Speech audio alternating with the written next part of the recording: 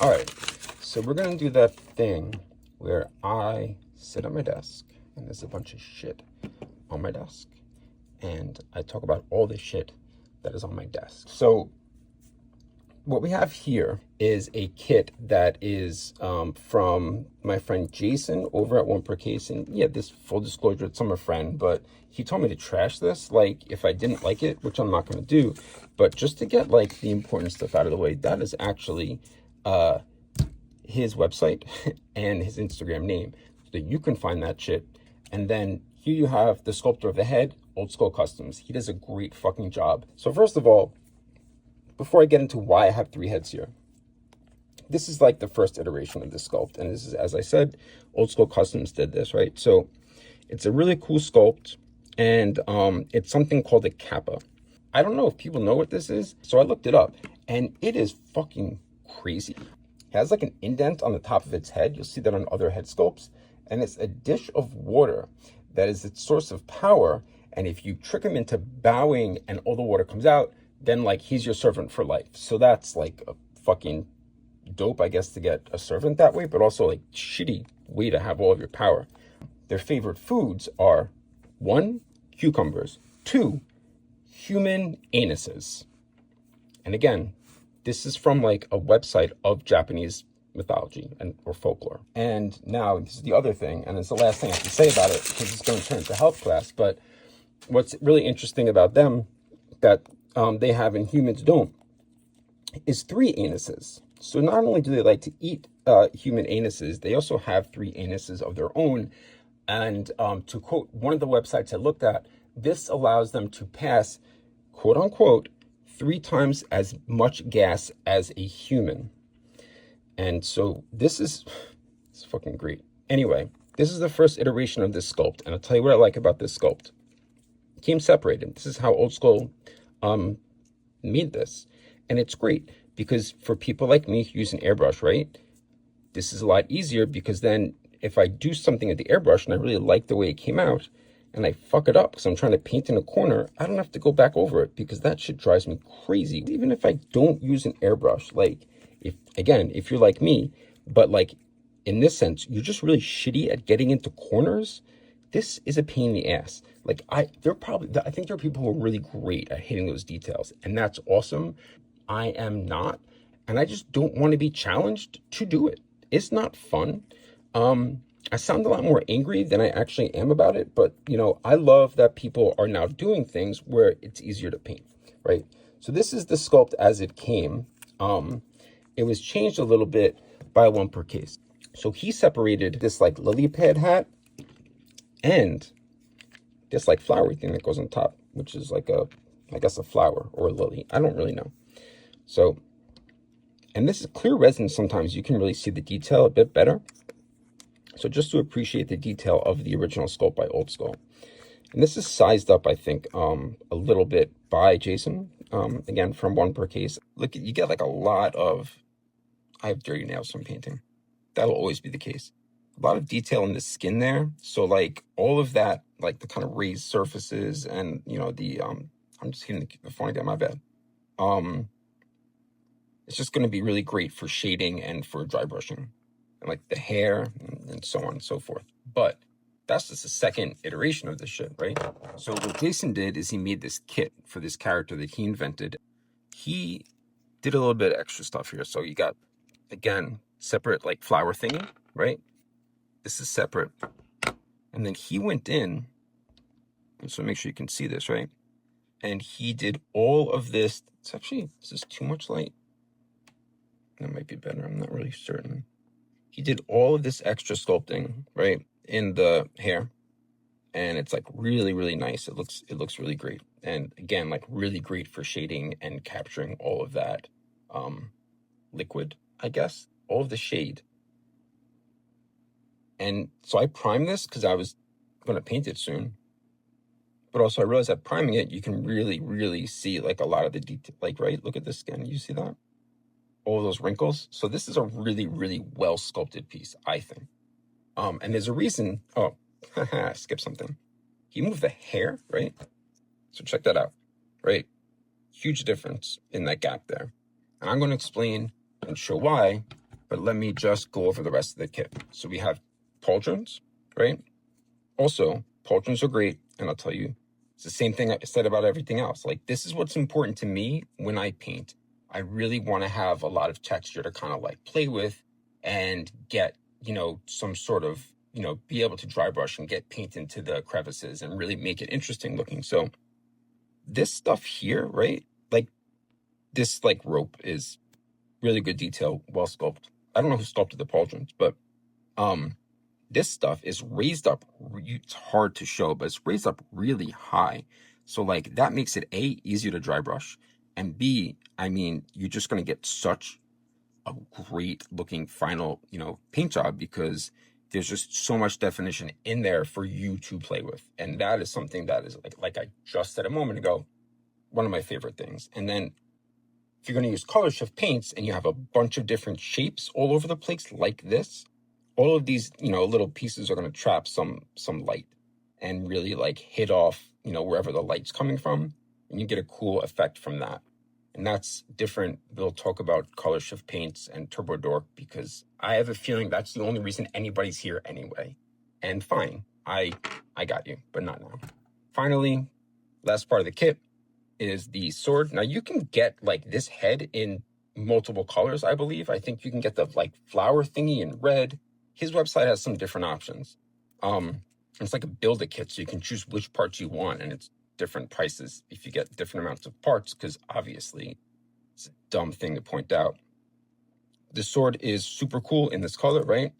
I like this because it's like super kind of like bendy. I feel safe, bending it, which is a weird way to put it, but like I break everything.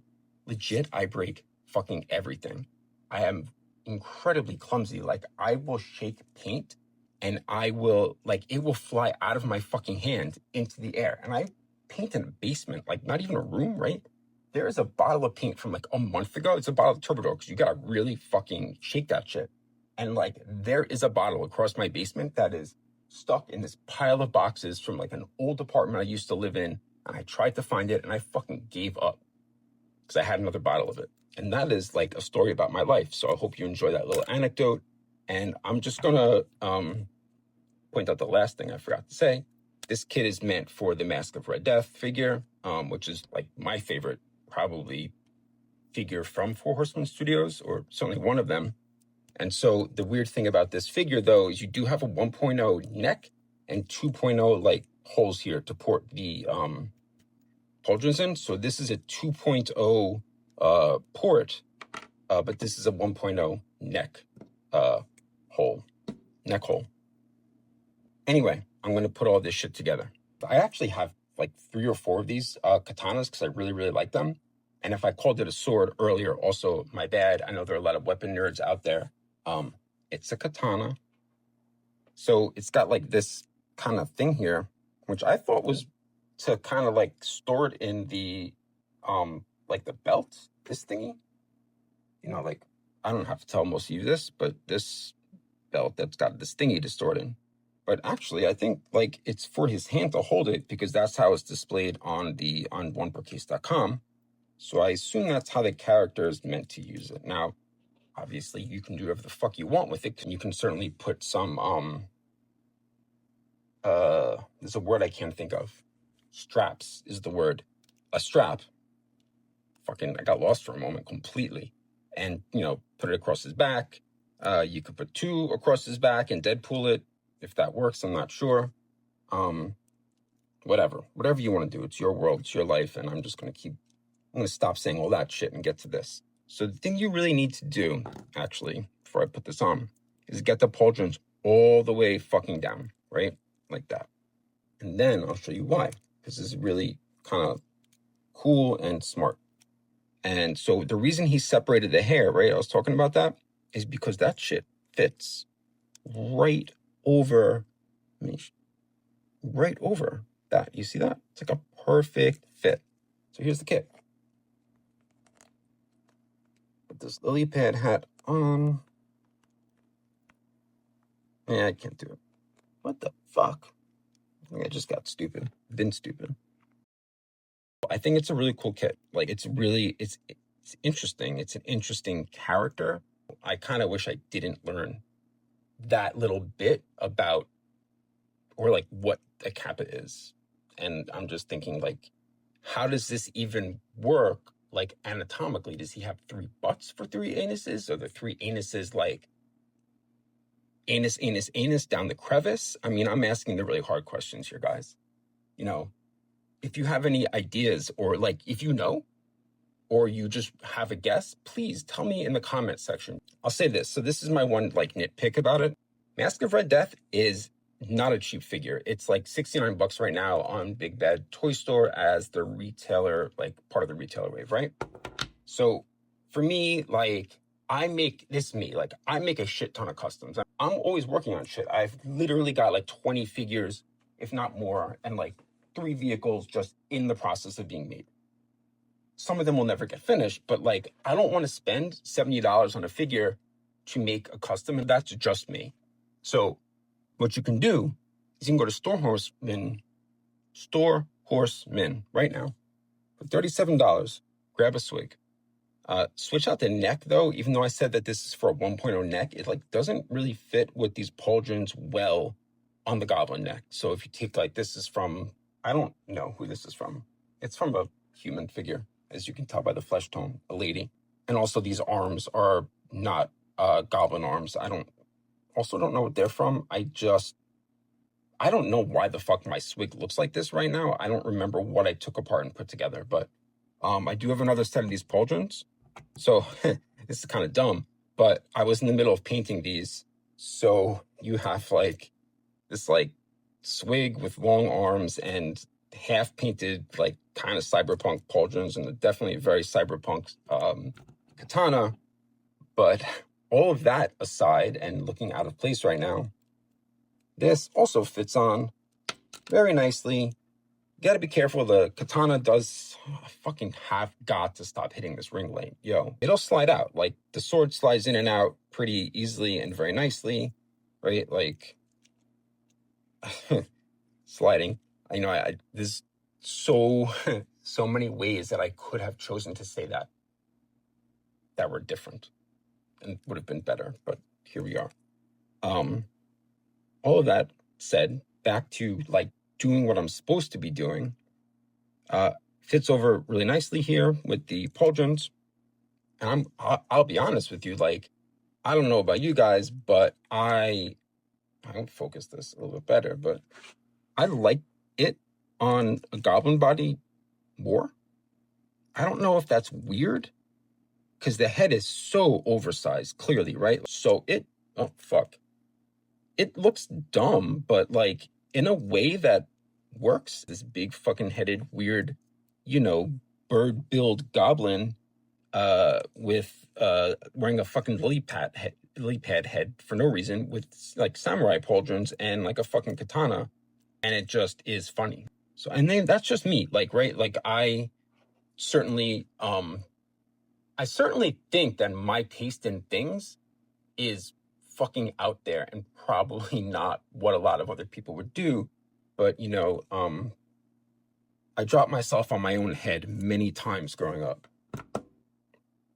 So, anyhow, that's it. I think that's it. So, like, you know, I wasn't prepared to end this video and have something to say for some sort of closure.